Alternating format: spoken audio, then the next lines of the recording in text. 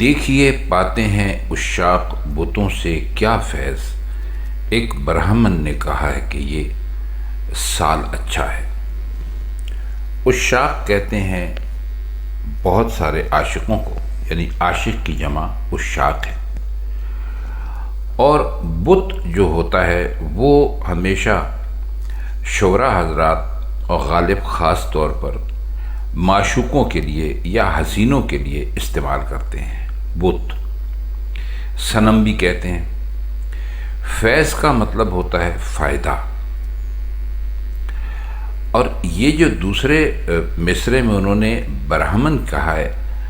اس کا مطلب ہوتا ہے کہ برہمن ہمیں نہیں معلوم اب کیا ہوتا ہے ہندوستان میں یا دنیا بھر میں جہاں ہندو برادری رہتی ہے، لیکن کہتے ہیں کہ برہمن بھی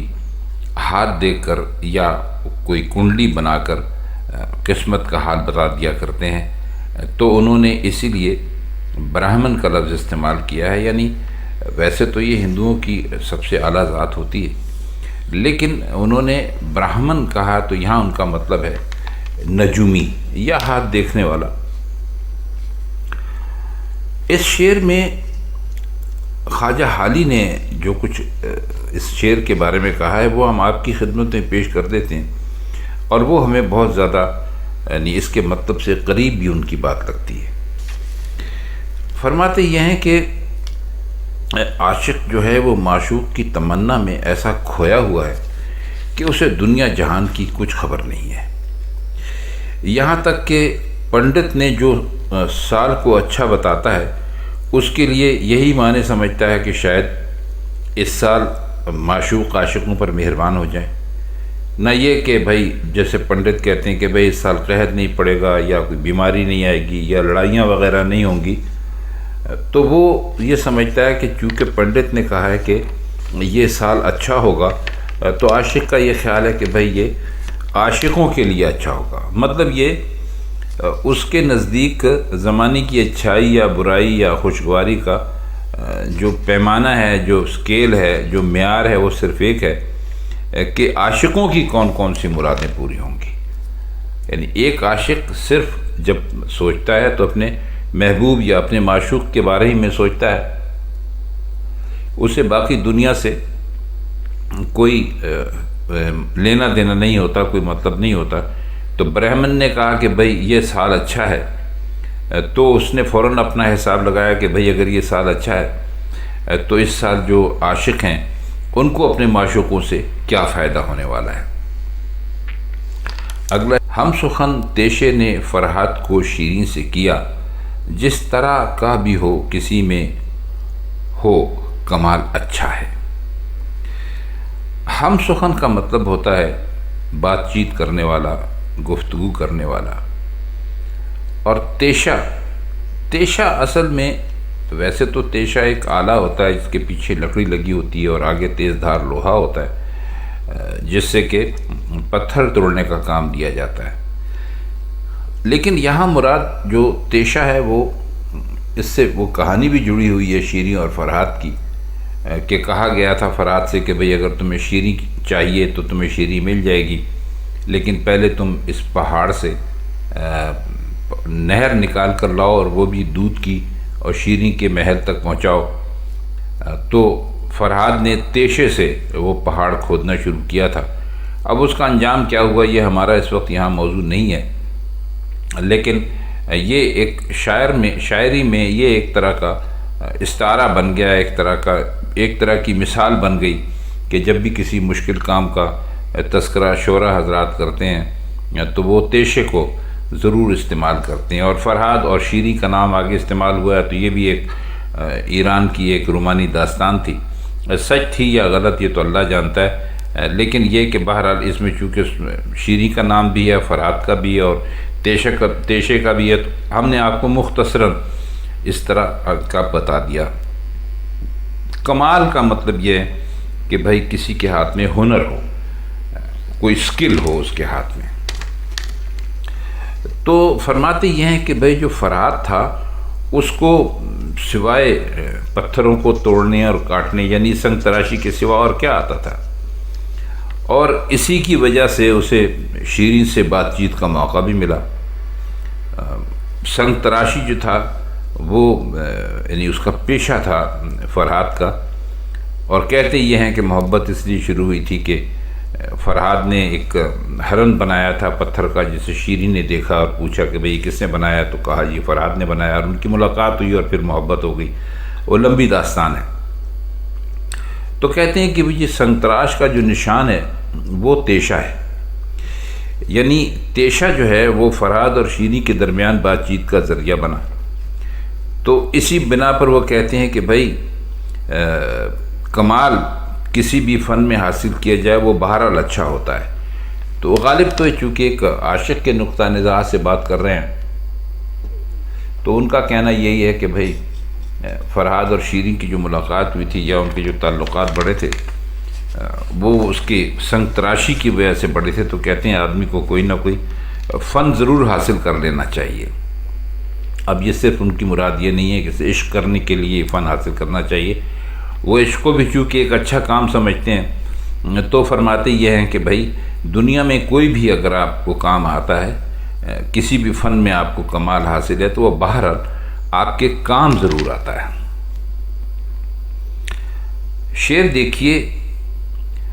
قطرہ دریا میں جو مل جائے تو دریا ہو جائے، کام اچھا ہے وہ جس کا معال اچھا ہے۔ معال کا مطلب ہوتا ہے، اس کو مال نہ سمجھیے گا، یہ ہے معال۔ معال کا مطلب ہوتا ہے کسی چیز کا انجام یا کسی چیز کا نتیجہ، اور اس میں کوئی مشکل لفظ ہے نہیں، تو اس لیے ہم اس کے معنی کرنے کی کوشش کرتے ہیں۔ تو کہتے ہیں کہ جس کام کا انجام اچھا ہو وہ بہرحال اچھا ہوتا ہے، کیونکہ کام کا مقصد صرف یہ نہیں ہوتا کہ کام ہی کیا جائے، بلکہ کام کسی نتیجے کے لیے کیا جاتا ہے۔ تو اس کی مثال یوں پیش کی کہ ایک قطرہ دریا میں مل جائے تو خود دریا بن جاتا ہے، دریا میں مل کر دریا بن جانا نتیجہ ہے، اور ایک قطرے کا دریا بن جانا، اور انجام کی اچھائی کا یہ بہت بڑا ثبوت ہے۔ اب ہم اس کا شعر نمبر 9 دیکھتے ہیں۔ فرماتے ہیں، خضر سلطان کو رکھے خالق اکبر، سرسبز شاہ کے باغ میں یہ تازہ نہال اچھا ہے۔ سرسبز کا مطلب ہوتا ہے ہرا بھرا، اور خالق اکبر یعنی سب سے بڑا بنانے والا۔ خالق کہتے ہیں بنانے والے کو، اور اکبر کہتے ہیں بڑے کو، اور نہال کہتے ہیں بچہ۔ اس شعر کو سمجھنے کے لیے جو اس میں لفظ آیا ہے خضر سلطان، اب اس کی تھوڑی سی کہانی بھی ہم آپ کو ضرور بتلا دیں، تاکہ آپ کو اس کے معنی سمجھ میں آ جائیں، اور یہ تکلیف دہ کہانی ہے۔ بہرحال بہادر شاہ ظفر بادشاہ تھے اس وقت جب 1857 کی جنگ آزادی شروع ہوئی، ہندوستانیوں نے شروع کی تھی۔ تو ان کا بیٹا تھا شہزادہ مرزا مغل اور شہزادہ مرزا ابو بکر۔ ان دونوں شہزادوں کے ساتھ ان کو دہلی کے باہر گولی سے شہید کر دیا گیا تھا، اور شہادت کے وقت ان کی عمر تھی 36 سال، یعنی خضر سلطان 1831 کے آس پاس پیدا ہوئے ہوں گے۔ تازہ نہال کا مطلب ہے نیا پودا۔ بھی ہم نے آپ کو بتایا بچہ، تو سمجھ لیجئے پودے کا بچہ، تو نیا پودا کہہ لیجئے۔ تو اس سے خیال یہ ہوتا ہے کہ یہ غزل جو خضر سلطان تھے ان کی پیدائش پر لکھی گئی تھی، کیونکہ بادشاہ کے باغ کا ذکر بھی ہے۔ تو چونکہ پہلے مصر میں خالق اکبر سے تو لگتا تو ایسا ہے کہ وہ جو بادشاہ تھے اکبر شاہ ثانی، ان کی طرف اشارہ ہے جو اس وقت بادشاہ تھے۔ اس سے خیال یہ ہوتا ہے کہ یہ شعر واقعی خضر سلطان کی پیدائش پر لکھا گیا تھا۔ بہرحال شعر دعائیہ ہے، یعنی اللہ تعالیٰ کو جو سب سے بڑا ہے، شہزادہ خضر سلطان کو سرسبز رکھنے کی دعا مانگی ہے، اور کہا کہ بھی بادشاہ کے باغ میں یہ نیا پودا بہت اچھا ہے، اور خضر جو ہے وہ سرسبز رہے اور نہال رہے اور ہمیشہ تازہ رہے۔ تو اس کی مزید تشریح کی ضرورت نہیں ہے، بس یہ شعر میں کوئی فلسفہ تو ہے نہیں، بس ایک طرح کی دعا ہے جو انہوں نے بیان کی ہے، تو اسی کا کچھ مطلب ہم نے آپ کی خدمت میں پیش کر دیا ہے۔ اس کا مقطع ہے آخری شعر: ہم کو معلوم ہے جنت کی حقیقت، لیکن دل کے خوش رکھنے کو غالب یہ خیال اچھا ہے۔ حقیقت کا مطلب ہوتا ہے سچائی،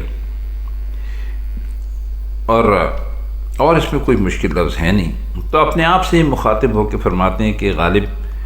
جنت کا جو ایک عام تصور ہے کہ بھئی وہاں باغ ہوں گے، نہریں ہوں گی، حوریں ہوں گی، اس کی حقیقت ہمیں معلوم ہے۔ البتہ اس قسم کے خیالات دل خوش رکھنے کے لیے بڑے اچھے ہیں۔ تو اس شعر میں مرزا نے جنت کے متعلق صرف عام جو لوگوں کے جو فکر ہے، جو افکار ہے، جو ان کی رائے ہے، اس کا ذکر کرتے ہوئے انہیں دل خوش رکھنے کا ذریعہ قرار دیا ہے۔